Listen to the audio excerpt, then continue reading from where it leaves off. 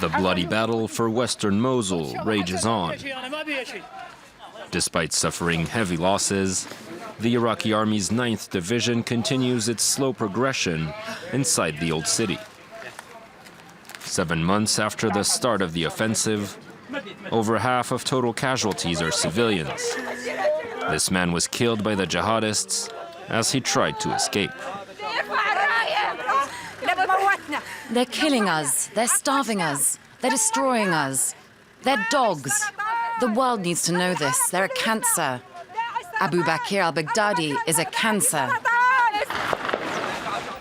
Despite its best efforts, the Iraqi-led coalition has found it difficult to spare the civilians caught in the crossfire.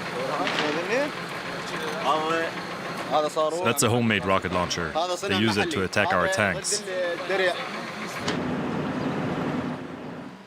These American soldiers are showing their face for the first time. They've also been accused of being responsible for collateral damage.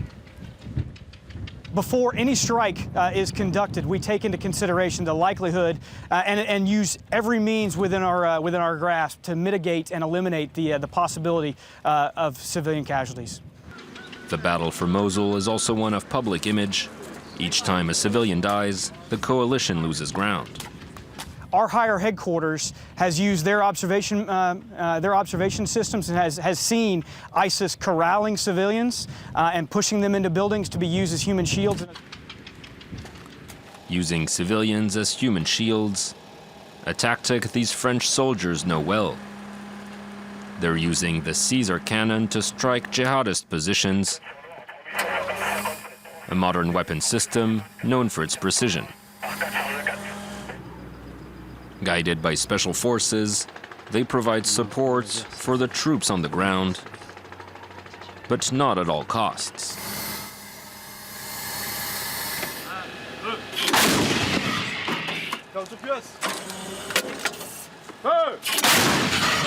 There were instances where our missions were cancelled.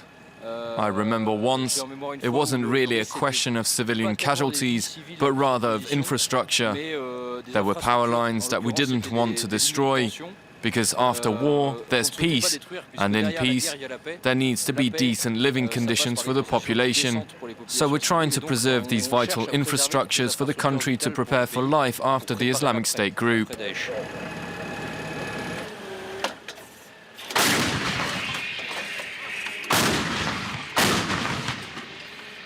A life that still seems like a distant dream, as the skies of Mosul light up under the gleam of coalition airstrikes.